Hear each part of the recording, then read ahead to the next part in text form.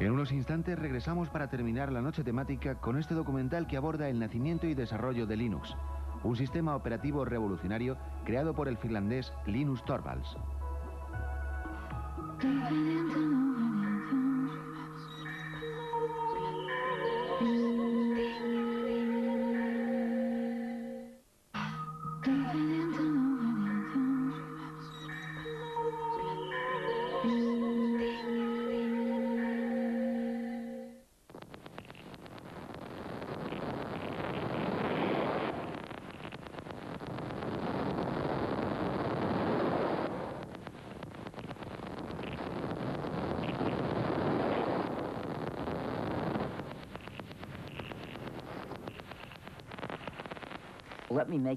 Permítanme que haga una analogía entre los programas informáticos y las recetas de cocina. Hay muchos puntos en común entre un programa y una receta, con una lista de etapas que hay que seguir y reglas que determinan en qué momento se ha terminado o cómo dar marcha atrás, y al final se obtiene un cierto resultado. Si a usted le gusta cocinar, sin duda intercambia sus recetas con sus amigos, y tal vez tenga tendencia a modificarlas. Si ha modificado usted la receta, si el resultado le gusta y a sus amigos también, existe la posibilidad de que usted les pase la nueva versión de la receta. Y ahora imagine un mundo en el que no podrían cambiar su receta porque alguien ha decidido que es imposible modificarla. E imagine que si comparte esa receta con sus amigos, le tratarán de pirata y harán todo lo posible por mandarle a la cárcel durante unos cuantos años.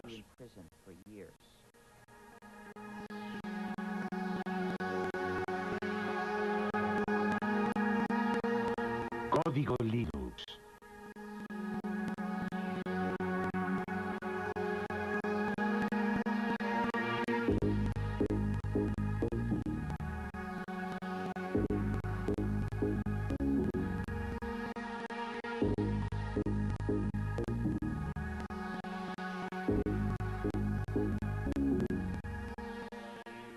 Utilizo la palabra hacker en su sentido original para describir a una persona que practica la programación informática como una especie de pasión artística y que forma parte o se identifica con la cultura de los hackers, es decir, con el grupo de programadores que históricamente están en los orígenes de Internet, de Linux y de la World Wide Web.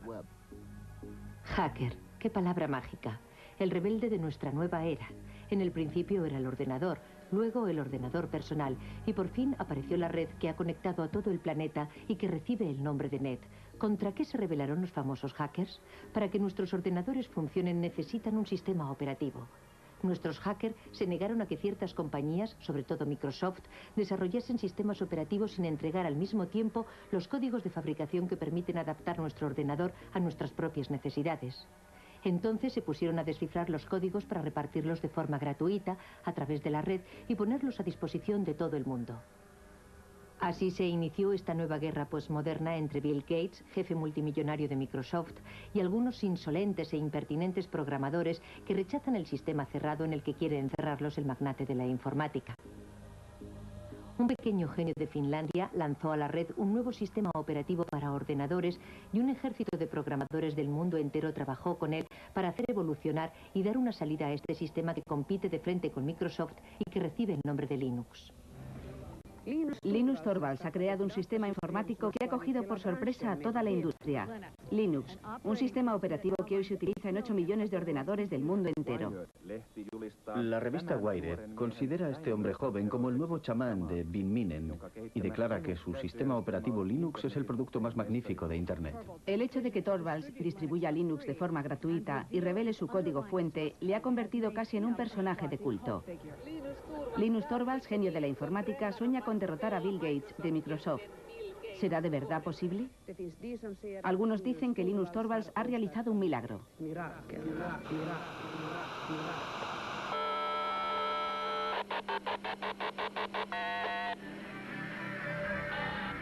Todos estos programadores, como hormigas obreras unidos entre sí por la red, han hecho evolucionar la proposición de base de Linus Torvalds, adaptándola, modificándola, enriqueciéndola y creando así uno de los mejores sistemas operativos del mundo.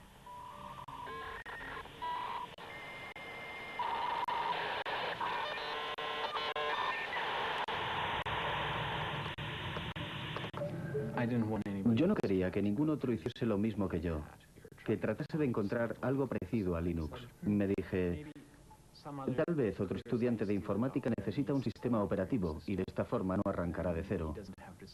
No quería luchar contra los molinos de viento, no se trataba de Don Quijote contra el resto del mundo, buscando crear el mejor de los mundos posibles.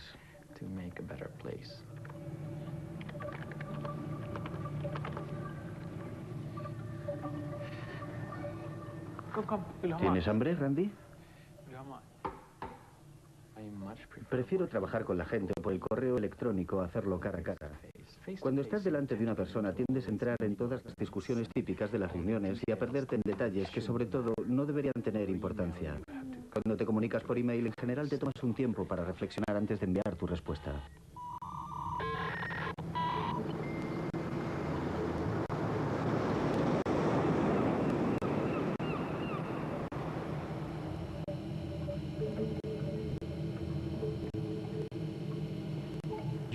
El simple hecho de que no estemos todos en la misma habitación no significa que no estemos juntos en el sentido social del término.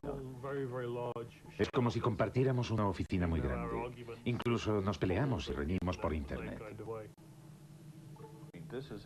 Es un proyecto enorme. Que yo sepa, ningún otro proyecto de creación de software ha hecho trabajar jamás a tanta gente repartida por toda la superficie del globo, todos unidos y apasionados por el objetivo común de desarrollar un nuevo software. Lo más innovador de la comunidad Linux no es su código fuente, sino más bien toda la maquinaria social que se ha creado a su alrededor.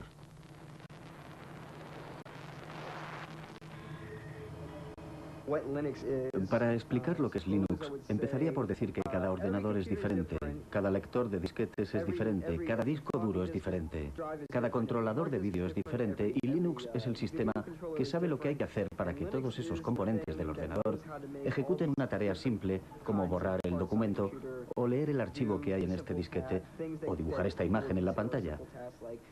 Linux sabe cómo hablar a esos diferentes componentes materiales y les permite efectuar las operaciones corrientes que realizamos a diario con nuestros ordenadores. ¿A qué nos referimos con exactitud cuando decimos Linux? Algunos se refieren al sistema operativo informático global sobre el que reposa todo lo que ocurre en el interior de nuestro ordenador. Otros utilizan el término Linux para designar la parte más importante del programa, el kernel o núcleo.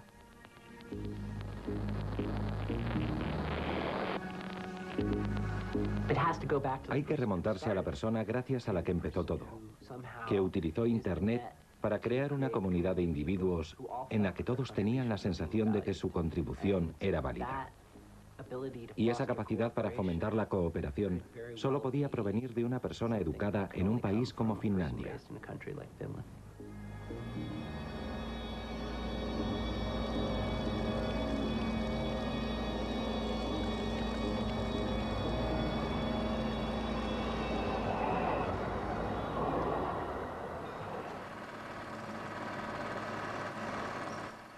...1969 fue un año fantástico. Los primeros pasos del hombre en la luna, el festival de Woodstock, el nacimiento de ARPANET, antepasado de Internet, los inicios de Unix, el sistema operativo de los grandes ordenadores y el 28 de diciembre el nacimiento de Linus Torvalds.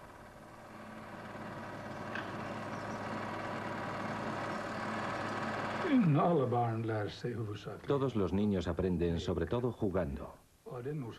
Por eso fue de verdad muy importante que Linus entrase en el mundo de la informática en un momento en el que los ordenadores todavía eran muy simples. Para un niño de 10 o 12 años era fácil darse cuenta de lo que había en el interior del ordenador, comprender su esencia. Para los niños y las niñas de hoy día es mucho más difícil comprender el mismo tipo de cosas, porque hay demasiados niveles y elementos complicados en los ordenadores actuales para que puedan adquirir el tipo de instinto y de comprensión que Linus adquirió a través del juego.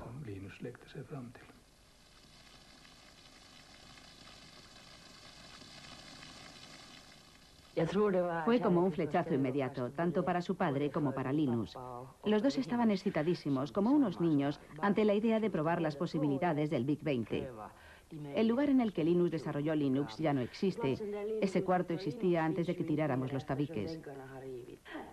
Aquí había una pared que seguía hasta un poco más lejos. Y allí había otra pared.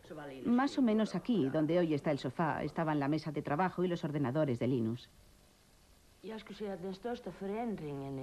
Yo diría que lo que más ha cambiado en él es que se ha convertido en una especie de gurú de la resistencia. Sabe de verdad cómo cautivar a su público, lo que supone un cambio radical respecto a cómo era antes, porque era más bien tímido e introvertido. Y por regla general nunca tenía iniciativas propias, sino que dependía más bien de lo que proponían sus amigos.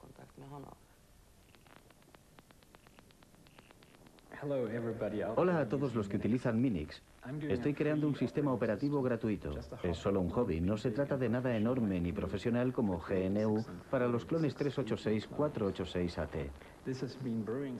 Me gustaría recibir todo tipo de comentarios sobre lo que la gente piensa de Minix, porque mi sistema operativo se parece un poco al suyo.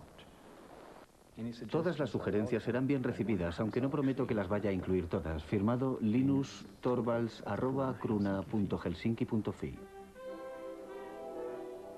1991. Se derrumba la Unión Soviética. Comienza la Guerra del Golfo. El físico británico Tim Berners-Lee crea un sistema de hipertexto al que llama World Wide Web. Microsoft va camino de dominar el mundo. Y el 17 de septiembre, Linus Torvalds envía la primera versión de Linux, la 0.01, al mundo entero vía Internet. Las primeras reacciones llegan al cabo de pocas horas.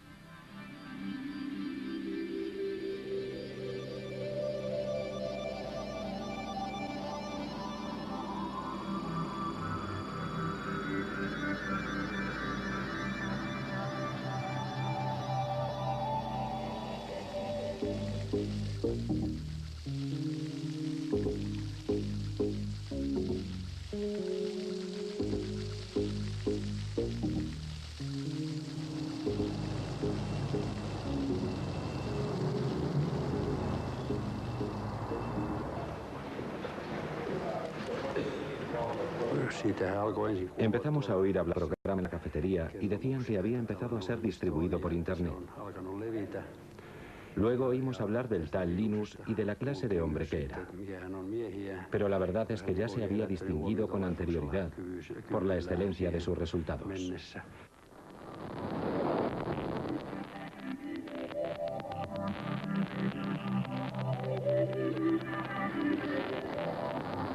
Linus Torvalds creó Linux a partir del sistema operativo Unix.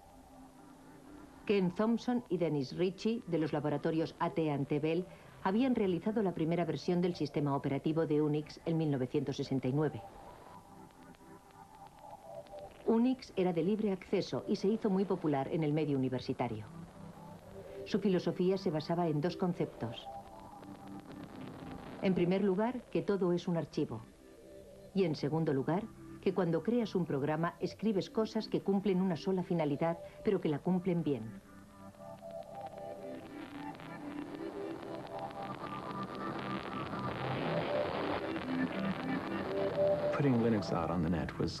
Nos pareció natural poner Linux en la red.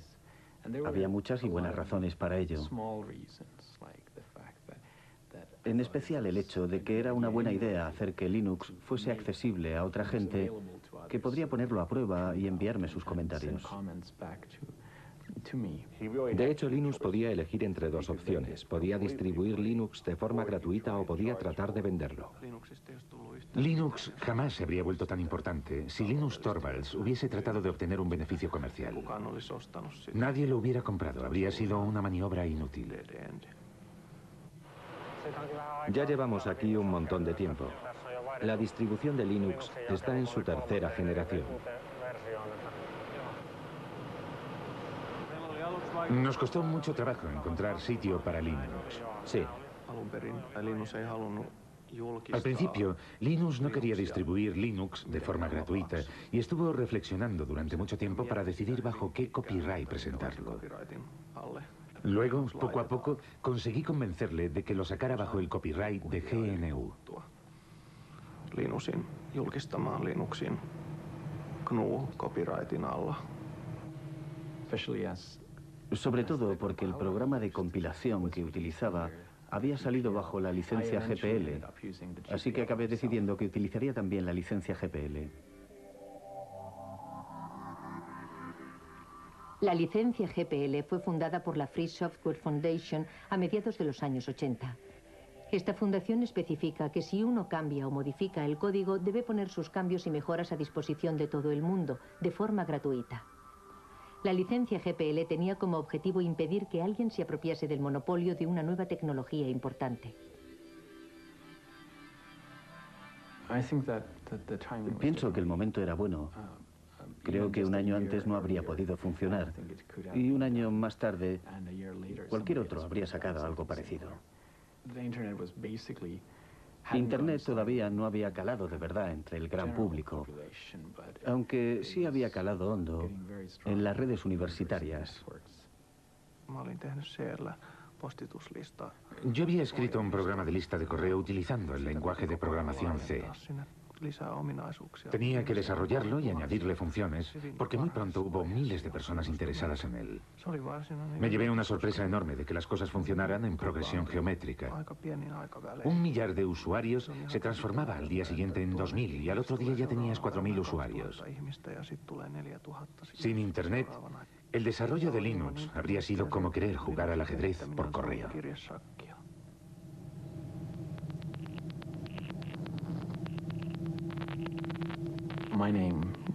El primer nombre que elegí fue Freaks, para expresar a la vez la idea de free, libre y gratuito, y de freak, raro, diferente, sin olvidar la X final de Unix.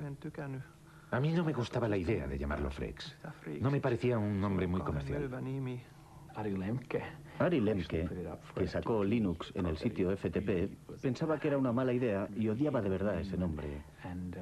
Así que cuando lanzó el sitio FTP, lo bautizó como Linux, porque sabía que ese nombre iba a funcionar. Nos quedamos con ese nombre, que está claro que es muchísimo mejor.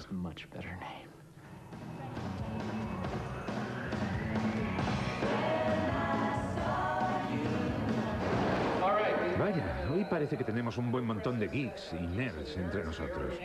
La primera pregunta de la categoría fácil es, ¿cómo se pronuncia Linux? Bueno, yo Linux lo pronuncio Linux. Sin embargo, si fuese Linus Torvalds, no hay duda de que lo pronunciaría Linux. Claro que si uno es de la costa oeste de los Estados Unidos, lo más seguro es que lo pronunciaría Linux. Pero a Linus Torvalds le importa un bledo cómo pronunciéis Linux siempre y cuando lo utilicéis. Empecé a jugar con Linux en julio de 1991, poco tiempo después de que Linux sacase la versión 009 del núcleo. Lo descargué desde Finlandia, jugué con él y me pareció que era muy claro. En aquella época la anchura de la banda de Internet en la conexión transatlántica era muy limitada.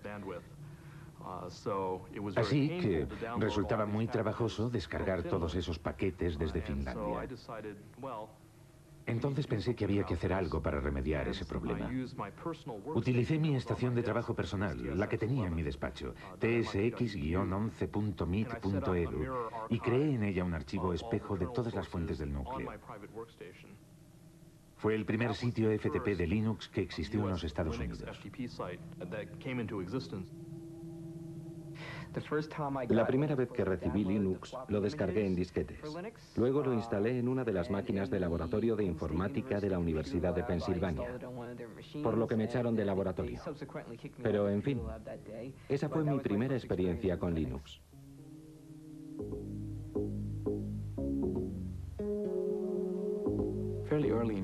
Bastante pronto, en 1992, cuando había 50 o 100 usuarios, me di cuenta de que ya no conocía a nadie.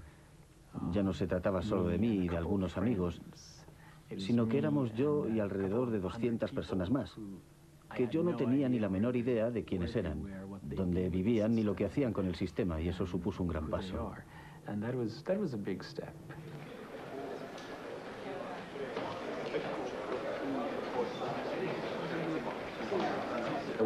En 1994 el lanzamiento de la versión 1.0 fue muy importante y significó mucho para mí porque había supuesto muchísimo trabajo. Supuso sin lugar a dudas un hito en la utilización comercial de Linux. Antes de la versión 1.0 era realmente muy difícil utilizar Linux con fines comerciales. Les doy la bienvenida al lanzamiento del sistema operativo Linux.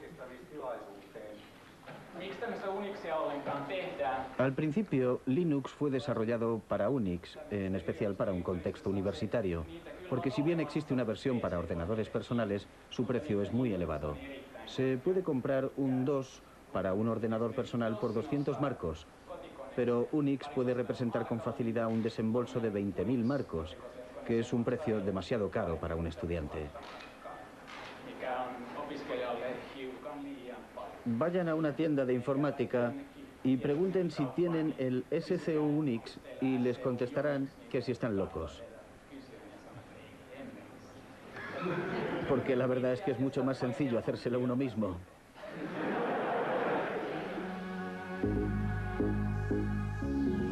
El proceso de desarrollo de Linux es extraño.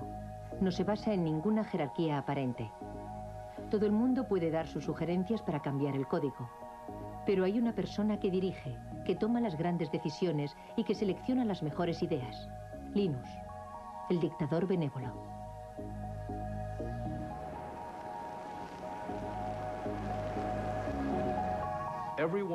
Todo el mundo sabía que ese grupo de trabajo necesitaba un jefe. Y Linus era el líder ideal, porque fue quien creó el núcleo de Linux y porque tiene grandes cualidades para el liderazgo. Sin embargo, en la vida real es bastante humilde y jamás se atribuye un mérito que no le corresponde.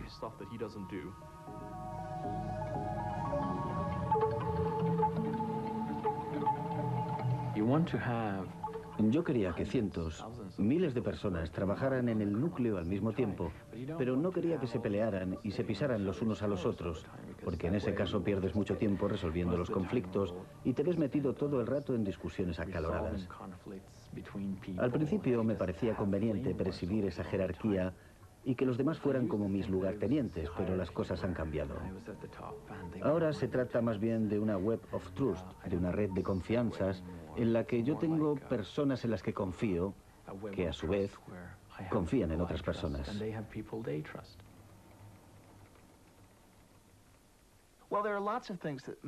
A los que desarrollan los sistemas les motivan muchas cosas, como el orgullo artístico, la satisfacción del trabajo bien hecho, casi artesano, el sentimiento idealista de formar parte de algo más importante y más grande que uno mismo, el deseo de ayudar a la gente y de encontrar soluciones a los problemas. Y a falta de remuneración, en la mayor parte de los casos esa gente busca sobre todo forjarse una cierta reputación entre sus colegas.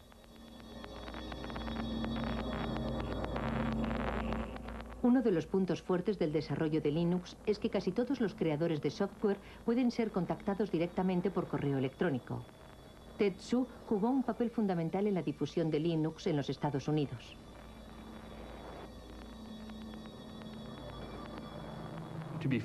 Para ser sincero, es muy fácil decir, si nosotros tomáramos las decisiones, no haríamos esas cosas, pero no recibiríamos todos esos emails diciendo, por favor, quisiera esa nueva función.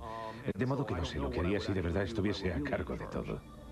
Dave Miller estudia los cambios que los programadores desean aportar al kernel, al núcleo del sistema. Actúa como intermediario entre los programadores del mundo entero y el rey Linus.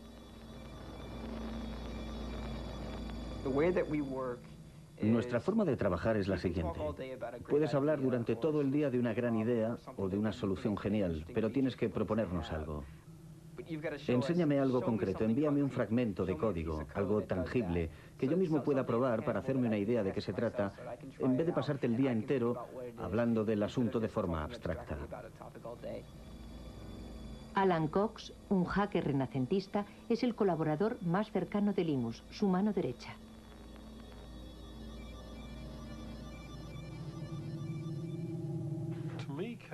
Para mí el código presenta muchas similitudes con la poesía, por ejemplo, o con ciertos tipos de literatura. Su belleza reside en su estructura y en el hecho de clasificar las ideas una por una de forma clara. Si el código es bueno, lo puedes leer sin hacer comentarios. Comprendes de inmediato por qué ha sido escrito y lo elegante que es. Buscarás un código que sea a la vez elegante y claro, pero que no se base en trucos de la programación, que no dé por hecho una hipótesis que en el futuro podría demostrarse que es falsa. Porque lo último que te interesa es tener demasiado código en el núcleo final. En el núcleo de Linux, en general, el código no necesita demasiado esfuerzo para funcionar porque nuestro objetivo no es programar y reprogramar por siempre jamás. Después de haber dirigido el proyecto Linux durante 5 años en Finlandia, en Helsinki, Linus fue reclutado por Silicon Valley, en California. Él deseaba descubrir el otro mundo, el del comercio y la industria. Quería salir del mundo universitario.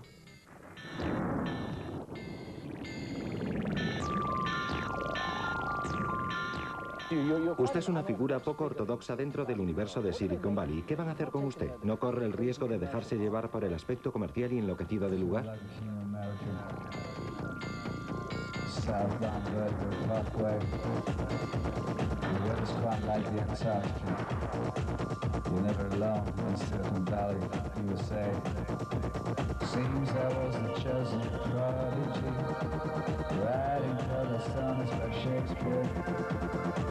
Some sort of balcony we couldn't even get near.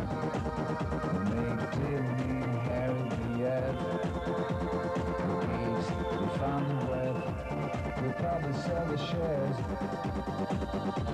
as soon as you can. Get out and go on to the next thing. We're tired young. Should have been the king of America. The weather's quite like the Antarctica. Southbound Bordeaux Parkway. Linus empezó a trabajar para la compañía Transmeta, la empresa misteriosa que se negó durante muchos años a revelar sus actividades. Se sabía, sin embargo, que trabajaba con un código fuente cerrado, siguiendo el ejemplo de Microsoft. ¿Habría cambiado Linus de bando? El mundo de los negocios tiene leyes extrañas. Al mismo tiempo que trabajaba para Transmeta, Linus podía seguir desarrollando su propio software con permiso de sus jefes. Hicieron todo lo que pudieron para obligarme a ser la imagen de Linux y de la comunidad open source en su conjunto. A pesar de que no había sido yo el que había tenido la idea de open source.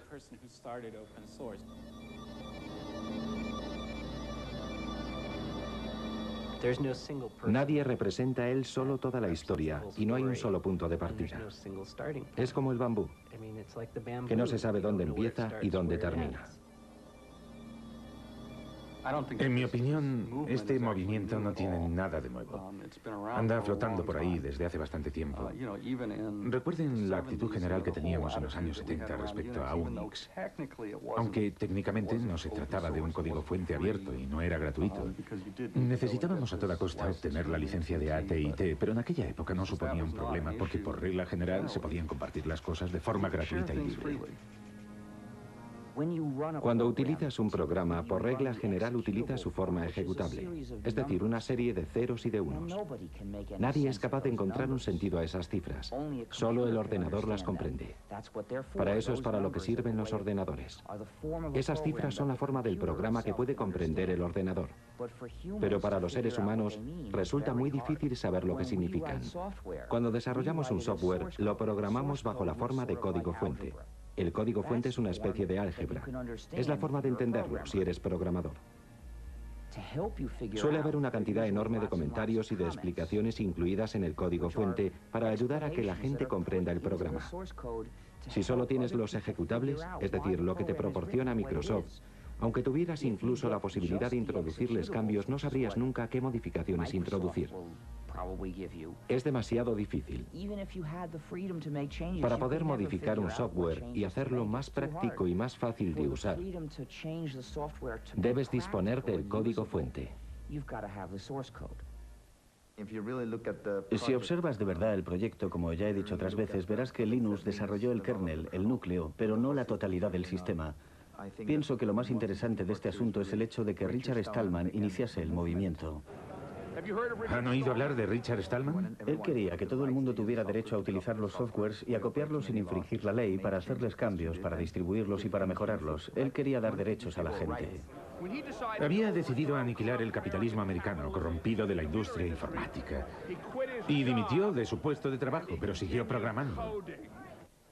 Join us now and share the software. You'll be free, hackers, you'll be free. Join us now and share the software. You'll be free, hackers, you'll be free. Tengo tendencia a pensar en las cosas en términos de justicia, de libertad y de ética. Lancé la idea en noviembre de 1983, pero todo comenzó en enero de 1984, cuando dimití de mi puesto en el MIT para empezar a desarrollar un sistema operativo gratuito al que bauticé con el nombre de GNU. Esto es GNU y esto es GPL, General Public License. Evidentemente el núcleo se encuentra bajo GPL. La idea del software libre hace referencia a la libertad, no al precio. Es una lástima que en inglés la palabra free sea ambigua y tenga significados diferentes. Puede significar gratuito, pero también libre. Y yo prefiero pensar en libertad de expresión que en cerveza gratis.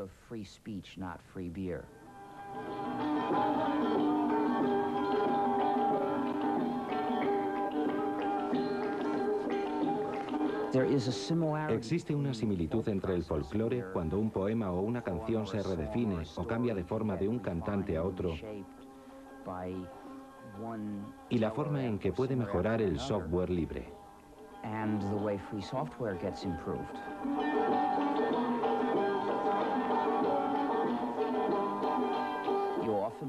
A menudo el software libre es desarrollado por un grupo de personas que no incluye a ninguno de los que lo desarrollaron al principio. En 1991 casi habíamos terminado el sistema GNU. Nuestro objetivo consistía en crear un sistema operativo como Unix, pero completamente gratuito.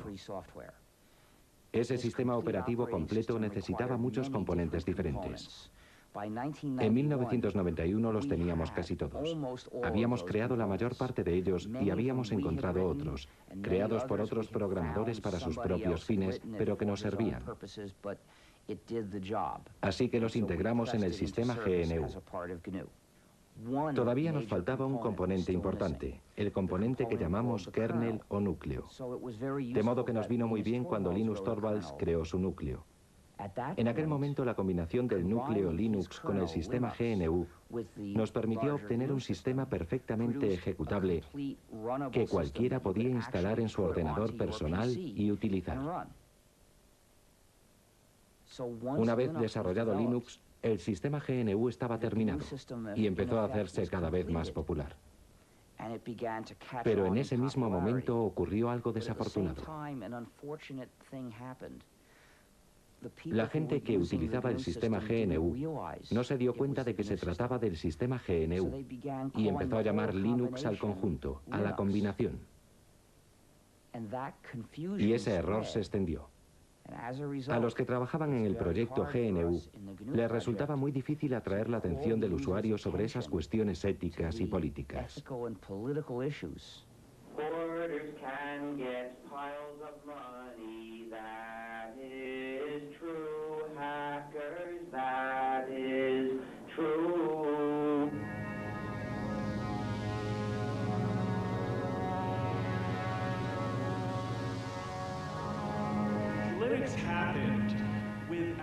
Linux nació sin la ayuda de ricos inversores, incluso a pesar de esa ayuda.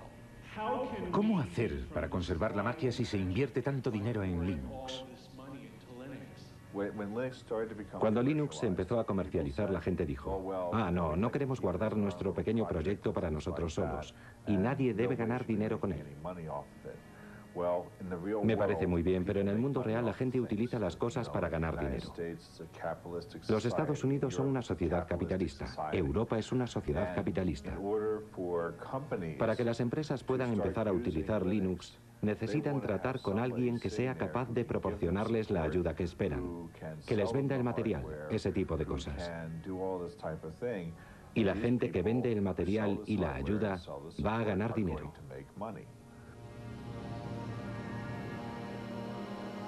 Pocos de nosotros somos hackers.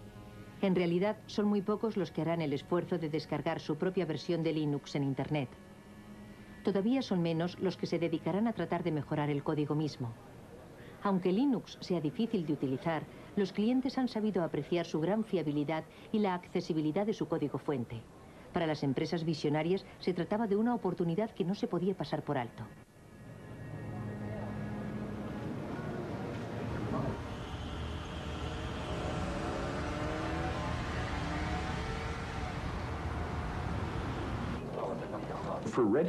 En realidad, Red Hat no buscaba un sistema operativo mejor que Microsoft o que Sun Microsystems. Lo que más nos interesaba era poder contar con un sistema operativo capaz de resolver los problemas que nuestros clientes no podían arreglar con un software tradicional. Nos dimos cuenta de lo que estábamos haciendo. Desarrollábamos una tecnología y luego entregábamos el código al público. ¿Cómo entonces íbamos a ganar dinero? Por supuesto, cuando fuimos a California, a Silicon Valley, todo el mundo nos dijo: "Y si reveláis los códigos, jamás podréis ganar dinero en el negocio del software". Cuando regresamos, hablamos con nuestros clientes y nos dimos cuenta de que lo único que los mantenía fieles a nosotros era precisamente el hecho de que nosotros revelábamos los códigos y que por primera vez podían controlar la tecnología que utilizaban. El verdadero valor de todos los productos de software reside en la hotline o línea caliente, es decir, en la relación de ayuda permanente que existe entre el vendedor y el usuario. Y eso es lo que proporciona el software, las características de la industria de los servicios y no las de la industria de la producción. Linux funciona de maravilla en el campo de los servidores de aplicaciones de Internet, pero como no es fácil de utilizar por los particulares, solo posee una pequeña participación en el mercado de la informática. El proyecto Genome, con su interfaz gráfica, trata de rellenar ese hueco, pero resulta que los hackers son elitistas y siguen siendo fieles a Linux.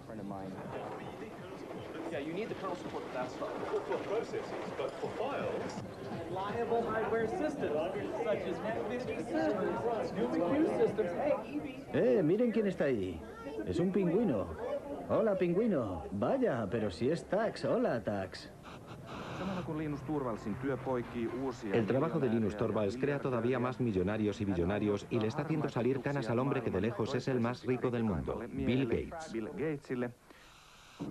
Microsoft utiliza un modelo muy tradicional. Producen un código fuente cerrado, lo meten en un CD y lo venden. Ellos se ocupan de todo el trabajo de desarrollo de los sistemas y todos los beneficios son para ellos. Una vez que has entrado en este negocio es muy difícil cambiar de cultura, como por ejemplo orientarse hacia un negocio de cooperación en el que los programas se utilicen para revelar el código. Es muy fácil ganar dinero con los productos cuyo código está cerrado, tengas o no una gran participación en el mercado.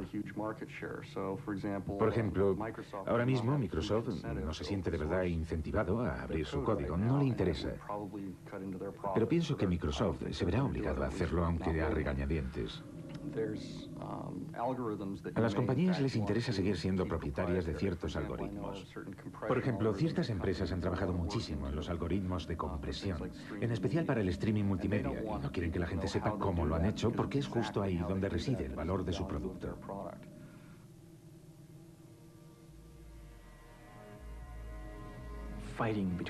La famosa lucha entre Linus, líder de Linux, y Bill Gates, líder de Microsoft, empieza a tomar un cariz realmente personal.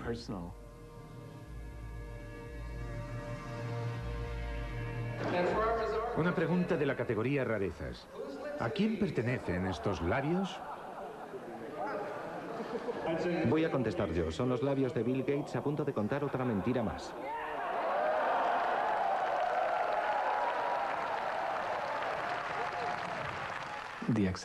La aceptación de Linux se ha visto muy favorecida por el hecho de que la gente sabía de su existencia por la prensa. El aspecto David contra Goliat de la historia nos ayudó un poco, aunque en realidad eso no sea cierto del todo. La gente espera de los demás que sean amables y hagan bien las cosas. Yo no pienso que eso sea cierto ni que deba serlo.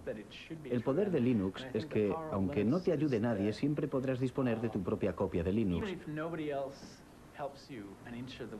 Y la posibilidad de hacer con ella lo que te dé la gana. Quiero evitar convertirme en el político de Linux. Quiero que todo el mundo piense que soy un buen tipo y que soy una persona que no hace trampas. Linus, una última pregunta. Yo soy de la India. ¿Hay muchos indios que contribuyan al desarrollo del núcleo? No, no hay muchos. ¿Qué mensaje le gustaría mandarles para que sean cada vez más los que se unan a su proyecto? En mi opinión, es solo un problema de infraestructuras. No siempre tienen acceso a Internet o disponen solo de una conexión muy lenta. Y pienso que la gente quizás no está acostumbrada a ese tipo de colaboración por Internet y se pone un poco nerviosa. ¿Tienen un mensaje para motivarles, para hacer que vengan más programadores? No conozco los problemas de la India, pero sin duda existirán problemas locales que solo los indios pueden resolver. Problemas que al continente americano no le importan en absoluto.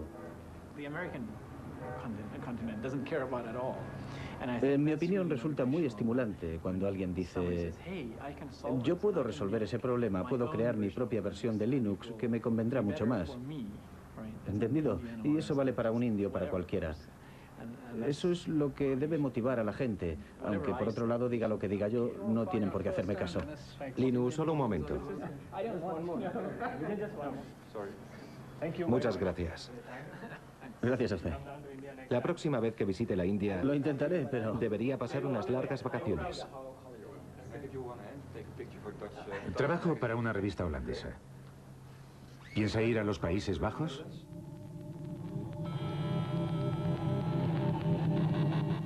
El verdadero valor de Linux puede ser otro que el de anular a Microsoft.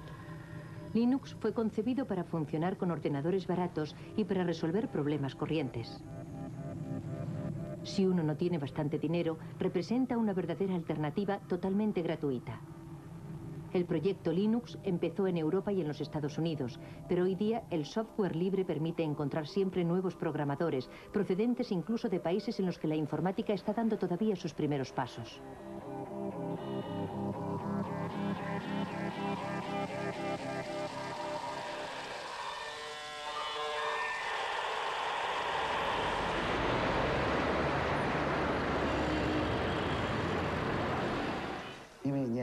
La sociedad Red Flag está especializada en la investigación, el desarrollo y la comercialización de sistemas operativos basados en Linux. Como ustedes saben, China está retrasada respecto a los países desarrollados en materia informática. La diferencia es muy grande y estamos tratando de salvarla lo más deprisa posible. Mientras tanto, debemos recurrir a la experiencia de muchos otros países. Damos una gran importancia al sistema operativo. Empezamos a desarrollar el sistema a partir de Linux, pero debido a la estricta reglamentación del mercado, fracasamos. Linux representa para nosotros una gran oportunidad, así como una buena base para formarnos en las nuevas tecnologías del mundo entero.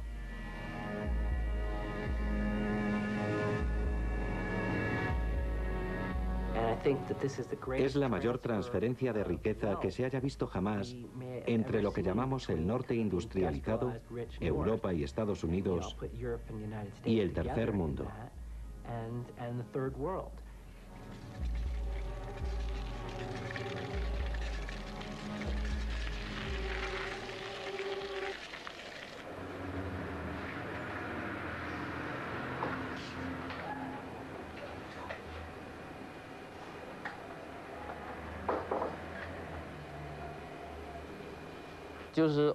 Es el código fuente abierto. Pienso que es muy importante para mucha gente. Me gusta la filosofía y me gusta analizar las cosas desde el ángulo de la filosofía. Pienso que los códigos abiertos están de acuerdo con el espíritu de la ciencia, es decir, el espíritu de acceso libre y sin restricciones a la información. Nada debería estar oculto. Esa es mi primera impresión respecto a Linux.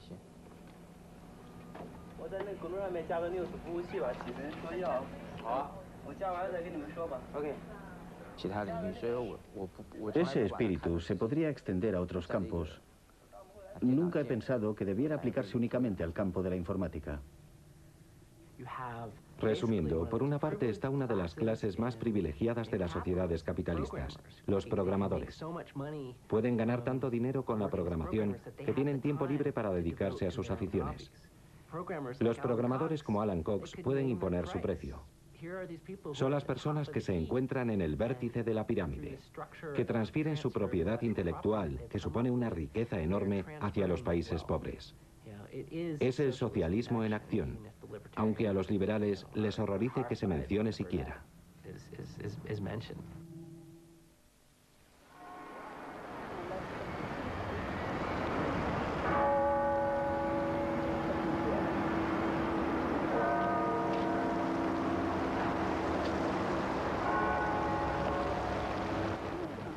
Los proyectos open source han sido comparados al desarrollo de la ciencia.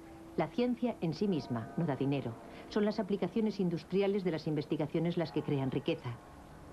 Para los hackers, partidarios de la open source, el desarrollo de Linux ha sido siempre un proyecto voluntario de tipo científico, un auténtico hobby. Los expertos más valiosos de Linux acabaron por ser contratados por otras compañías. En 1999, durante el auge de la economía de la red y de los negocios electrónicos, algunas empresas Linux cotizaron en bolsa. Wall Street anunció que las acciones de Linux alcanzaron valores récord. Por supuesto, la situación no duró, pero durante un cierto tiempo algunos hackers de Linux fueron increíblemente ricos, al menos sobre el papel.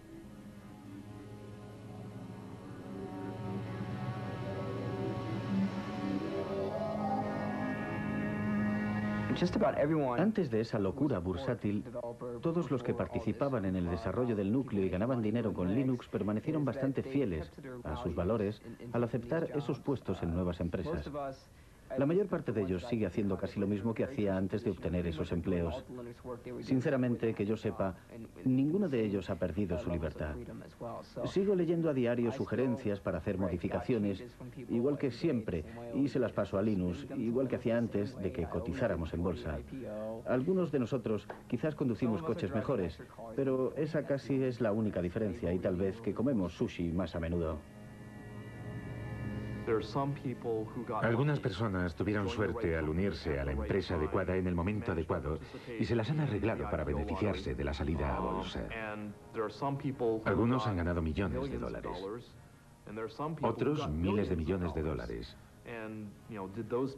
¿Acaso la contribución de esas personas fue más importante que la de las otras?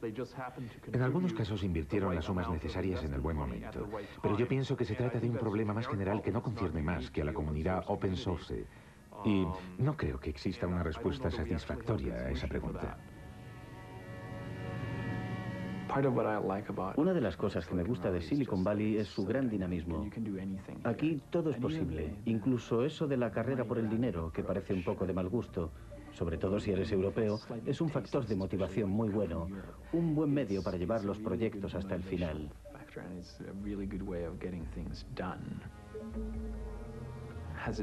¿Me ha hecho cambiar el hecho de vivir aquí? Supongo que sí. Ya no soy el mismo que era cuando llegué. Pero no creo que me interese más el dinero que antes.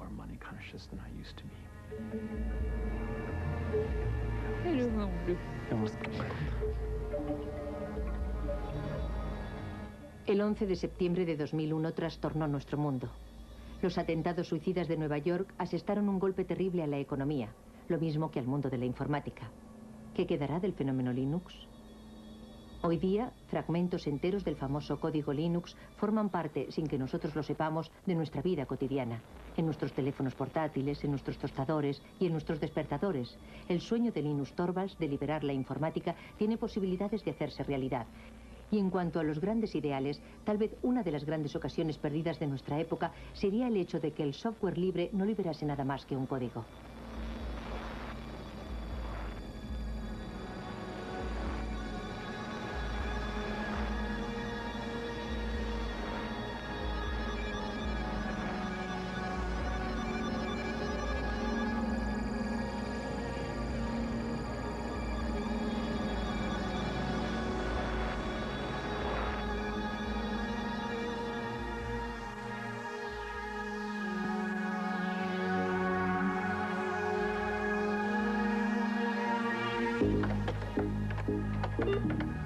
There's no question that La cuestión no es saber si los progresos tecnológicos dejarán anticuado a Linux en un momento determinado. La cuestión es saber justamente cuánto tiempo va a tardar en ocurrir eso. Randy, no te afiles las garras en el sofá. Pienso que uno de los poderes de Open Source es que en el futuro, dentro de 5, 10 o 50 años, el mejor sistema operativo del momento siempre podrá sacar partido del código fuente de Linux.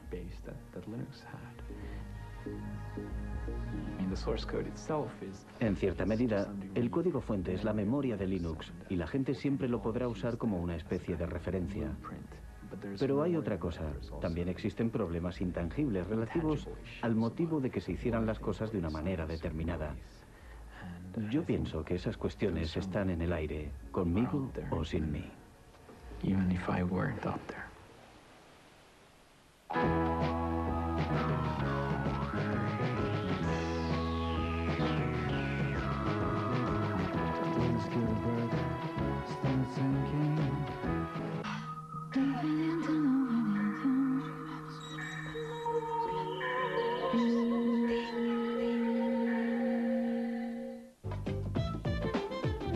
La próxima semana, la noche temática entra en el fascinante universo de los juegos de azar. Desvelaremos la cara más dramática de una pasión que puede arruinar vidas y fortunas. Comenzaremos con el largometraje El Golpe, una historia ambientada en plena época de recesión económica americana. Paul Newman y Robert Redford protagonizan esta oscarizada comedia.